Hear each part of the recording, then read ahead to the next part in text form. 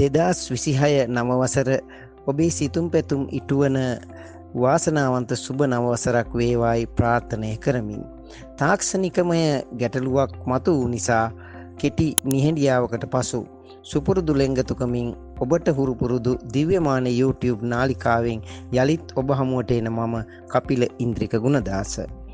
ඉතින් මම අද ඔබ හමුවට එන්නේ 2026 වර්ෂය ඔබට ඇති කරන සුබ අසුබ ප්‍රතිඵල සවිස්තරාත්මකව අරගෙන.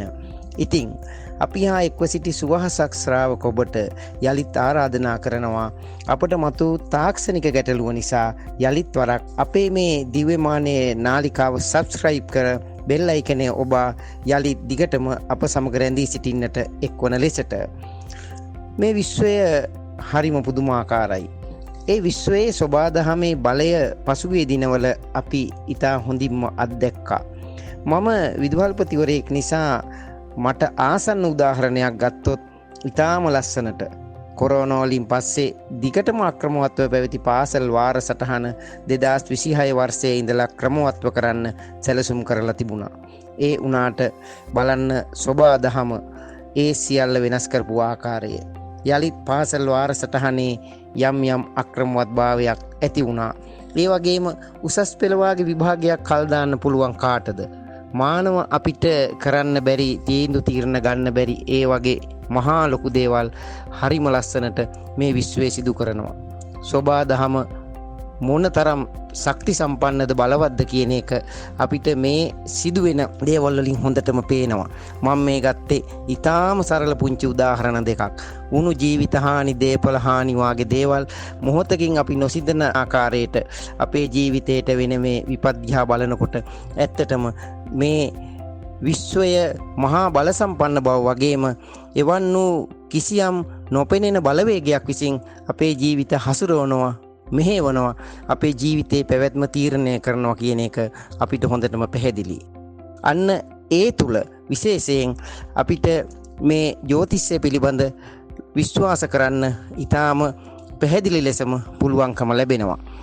එතකොට මේ අපේ ලග්න පලාපල මේ ආකාරයට අපි ඔබට අරගෙන ඒම තුල මෙන්න මේ වාගේ සුවිශේෂ අවස්ථාවන්ට ජීවිතේ මුහුණ දෙන්න පූර්ව සූදානමක් අපිට ඇති කරගන්නටත් පුළුවන් වෙනවා.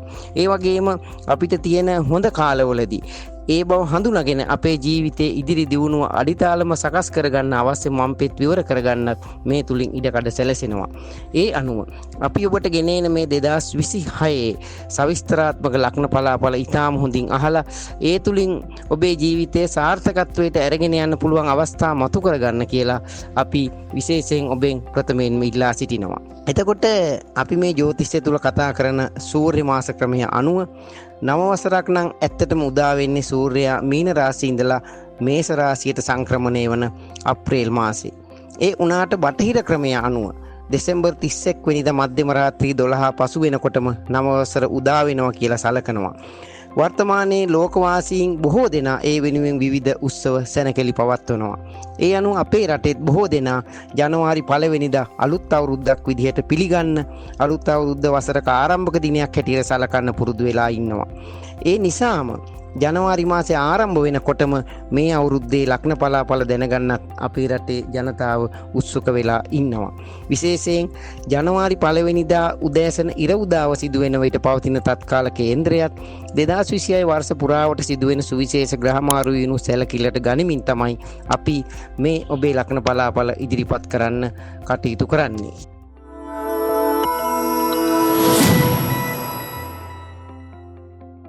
ඉතින් මේ 2026 අලුත් අවුරුද්ද ජනවාරි 1 වෙනිදායින් ආරම්භ වෙනකොට තත්කාල කේන්ද්‍රයේ තියෙන ග්‍රහ පිහිටි මිථුන ලග්නෙහි ඔබට නම් ඊ타ත්ම සුබදායකයි. විමල කියන විපරීත රාජයෝගයේ වගේම බුද්ධ ආදිත්‍ය යෝගයේ වාගේ සුබ යෝග කිහිපයකුත් මේකේ නිර්මාණය වෙලා තියෙනවා. ඒ වගේම ගුරු ලග්නගතව ඉන්නේ. මෙන්න මේ ගුරු ලක්නගතව ඉන්න එක මිථුන ලග්නෙහිමි ඔබට මේ 2026 වර්ෂය සුබදායක වර්ෂයක් බවට පත්වීමේ පෙර ලකුණක්. මොකද බුධ ලක්නගත වීම බොහොම දෝෂ භංග ඒ වගේම වාසනාවන්ත යෝගයක් හැටියට තමයි ජ්‍යොතිෂයේ සඳහන් වෙන්නේ. මෙන්න මේ ගුරු ලක්නගත වීම ඔබේ බලය ඔබේ ශක්තිය මේ වර්ෂය තුල පවතින්න හේතු වෙනවා. ඒ වගේම තමයි මේ මාසයේ මුල් මාස පහ තුල තමයි මේ විදිහට ගුරු ලග්නගතව ඉන්නේ. ඊට පස්සේ ගුරු එන්නේ දෙවැන්නට. ගුරු දෙවැන්නට එන්නේ උච්චව. ඒ කියන්නේ බොහොම බලවත්ව.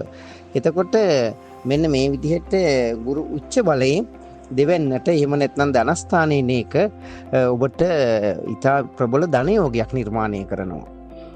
ඒ වගේම තමයි මේ ගුරු කියන්නේ ඔබේ 7 වෙනි අධිපති සහ 10 වෙනි අධිපතිත් වෙනවා. මෙන්න මේ தත්ත්වය ඔබේ රැකියාවට ඊටාම සුබදායක තත්ත්වයක් නිර්මාණය කරනවා. රැකියාවෙන් ඔබට ඊටාම ඉහළ ආදායම් ලබා ගන්න මේ 2026 වර්ෂය තුල පුළුවන් වෙනවා. හැබැයි තවත් එක කාරණයක් අපිට තියෙනවා. ඒ තමයි ඔබේ සෙනසුරු ඉන්නේ 10 වෙන්නේ. සෙනසුරු 10 වෙන්නේ නිසා මේ රැකියා ස්ථානයේ ඔබට තියෙන සතුට ඔබෙන් ටිකක් ඈතට යන්න පුළුවන්. රැකියාව සම්බන්ධව යම් යම් ගැටලුකාරී තත්ත්වයන් ඇති වෙන්න පුළුවන්. ස්ථාන මාරු වාගේ දේවල් ඇති වෙන්න පුළුවන්. ඔබට විශේෂයෙන් මෙන්න මේ සෙනසුරු 10 වෙනි ඉන්න නිසා මානසික පීඩා ඇතිවීමේ වැඩි ඉඩකඩක් තමයි තියෙන්නේ. ඒ නිසා ඔබ රැකියා කටයුතු කරනකොට ඊටාම ප්‍රවේශමෙන් රැකියා කටයුතු වල නිරත වෙන්නට ඕනේ.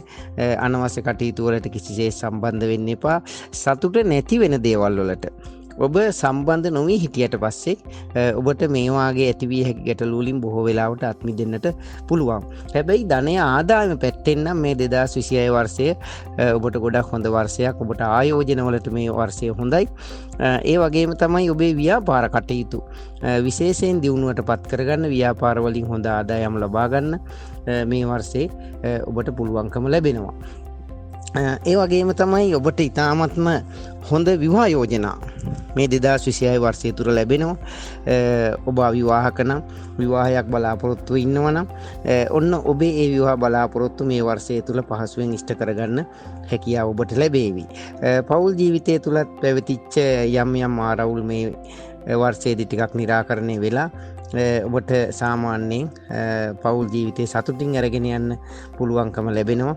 පුංචි පුංචි ගැටලු යම් යම් අවස්ථාවලදී ඇති වෙන්න ඉඩකඩ තිබුණත් ඒවා ඔබේ ඉවසීම මත, ඔබේ බුද්ධිමත් බව මත, ඔබේ කල්පනාකාරී වීම තුළ අවම කර ගැනීම හැකියාව තියෙනවා. දරුඵල බලාපොරොත්තු වාගේ දේවලුත් ඔබට ඊටාත්ම පහසුවෙන් මේ අවුරුද්දේ ඉටු කරගන්නට පුළුවන්කම තියෙනවා. එතකොට අපි බැලුවොත් තවදුරටත් මිථුන ලග්න හිමි ඔබේ ශරීර සෞඛ්‍ය තත්ත්වය ගැන විශේෂයෙන් ඔබට පාදවල ආබාධ, වාත අමාරු, කොන්දේ අමාරු වගේ දේවල් ඇති වෙන්න පුළුවන්කම තියෙනවා. ඒ වගේම ඔය පපුව උගුර ආශ්‍රිත ආබාධ වගේ දේවල් ඇති වෙන්න පුළුවන්. හිස ආශ්‍රිත සුළු වශයෙන් ආබාධ ඇති වෙන්න පුළුවන්. සෙම් රෝග, මුත්‍රා රෝග, කොලෙස්ටරෝල් වගේ රෝග තියෙන මිථුන ලග්න හිමියන් ඒ ගැන වැඩි අවධානයක් යොමු කරන්න. මෙන්න මේ වගේ රෝග ලක්ෂණ ඔබට ඇති වෙන්නට පුළුවන්කම තියෙනවා. මේ අපි කියන සියලුම රෝග ලක්ෂණ මිථුන ලග්න හිමිය ඔබට මේ 2026 වර්ෂයේ ඇති වෙනවා කියලා අපි කියන්නේ නැහැ. මේ කියන රෝග වලින් ඔබේ අවතුම් පැවතුම් මේ වගේම ඔබ තුල පවතින ඥානමය ගති ලක්ෂණ සහ දීර්ඝකාලීන ඔබට පවතින රෝගාණුව මෙන්න මේ කියන රෝග වලින් එකක් හෝ කීපයක් තමයි මේ වර්ෂය තුල ඔබට විශේෂයෙන් මතුවෙන්න පුළුවන්. ඒ නිසා ඒ වාගේ රෝග පීඩාවන් පිටිබඳ යම් යම් ලකුණු ඔබට පහළ වෙනවා නම් ඔබ තුල තියෙනවා නම් කල්ැතුව ප්‍රතිකාර අරගෙන ඒවා උස්සන්න වෙන්න කලින් ඒවා පාලනය කර ගැනීම හැකියාව ඔබට ලබා ගන්න පුළුවන්. මේ කරුණු කාරණා මේ විදිහට කල්ැතුව දැනගත්තට පස්සේ ඔබේ අධ්‍යාපන කටයුතු නම් මේ මාසයේ ගොඩාක් දුරට සාර්ථක කරගන්න පුළුවන්. තරඟ විභාග ආදියට පෙනී සිටින මිථුන ලග්න හිමි ඔබට ඒ වයින් සාර්ථක ප්‍රතිඵල, ඒ වයින් ජයග්‍රහණ මේ වර්ෂය තුල ලබා ගන්න පුළුවන් වෙනවා. විශේෂයෙන් ඔය පරිගණක ශාස්ත්‍රයේ ඉලෙක්ට්‍රොනික විද්‍යාව ආදී ඉගෙන ගන්න ඒවා ආරම්භ කරන්න මේ වර්ෂයේ ගොඩක් හොඳයි. ඒ වාගේ ශ්‍රේෂ්ඨ ශාස්ත්‍රවල නිරත වෙලා ඉන්න මිථුන ලග්න හිමියන්ට ඊටාම සාර්ථක ප්‍රතිඵල සාර්ථක ජයග්‍රහණය වයි මේ වර්ෂය අත්පත් කරගන්න පුළුවන් වෙනවා. නීති ශේස්ත්‍රයේ අධ්‍යාපන කටයුතු වල නිරත වෙලා ඉන්න අයටත් මේ වර්ෂය ගොඩක් සුබදායකයි. ඒ වගේම තමයි ඔබේ රාහු 9 වෙනි ගමන් කරන්නේ මේ වර්ෂයේත්. ඒ නිසා විශේෂයෙන් විදේශ ගමන් වලට මිථුන ලග්නයේ ඔබට මේ වර්ෂයේ ගොඩක් සුබදායකයි. විදේශ ගමන් බලාපොරොත්තු ඔබේ පහසුවෙන් ඉෂ්ට කරගන්න ඔබට හැකියාව ලැබෙනවා. ඒ වගේම තමයි ඔබට විදේශ ගමන් පිළිබඳව සිහින මවනවා නම් ඔබ ඊට ආරම්භයක් කරක් නැත්නම් ඊට ආරම්භයක් ගන්න, ඊට සුදුසු පාඨමාලාවක් හදාරන්න, ඊට අවශ්‍ය ලියකියවිලි බාර දෙන්න. එහෙමත් මේ මාසයේ ගොඩක් සුබයි, මේ අවුරුද්ද ගොඩක් සුබයි. ඔබට එතකොට මේ වර්ෂය ඔබ ආරම්භ කරන මේ කටයුතු වලින් සාර්ථක ප්‍රතිඵල ලබන්න පුළුවන් වෙනවා. දුර ඥාතීන් එක්ක සම්බන්ධතා, මිත්‍ර සම්බන්ධතා ගොඩ නැගෙන්න පුළුවන්. දුර ගමන් බිමන් ඔබට යෙදෙන්නට පුළුවන්. මෙන්න මේ විදිහට මේ 2026 වර්ෂය ඔබට යම් යම් ආකාරයේ පුංචි අසුබතා ඇති වුණත් වැඩිපුර සුබදායක පැත්තක් ඔබට නිර්මාණය වෙලා තියෙනවා. ඒ නිසා ඒ සුබ පැත්ත ඔබ හඳුනාගෙන ඒ තුලින් ඔබේ දියුණුවට අවශ්‍ය කටයුතු සලසා ගන්න මේ වර්ෂයේ ඔබට කටයුතු සැලසුම් කරගන්න පුළුවන්. එහෙම සැලසුම් කරනකොට විශේෂයෙන් බදාදා බ්‍රහස්පතින්දා සිකුරාදා දවස් තමයි ඔබට සුබ දවස් වෙන්නේ. ඔබට සුබ අංක වෙන්නේ මේ වර්ෂයේ 3 සහ අංක 5. කොළ පාට සහ කහ පාට ඔබේ සුබ වර්ණ බවට පත් වෙනවා. ඉතින් මිථුන ලග්නයේ ඔබට අපි මේ 2026 වසර බොහොම නිදුක් නිරෝගී සුබ නව වසරක් වෙන්න කියලා ප්‍රාර්ථනා කරනවා. ඒ වගේම අපි ඔබට ආරාධනා කරනවා යලිත් වරක් අපේ දිව්‍යමානයේ මේ YouTube channel subscribe කරලා bell icon එක ඔබලා දිගින් දිගටම අපිත් එක්ක රැඳිලා ඉන්න කටයුතු සලසා ගන්නා ලෙස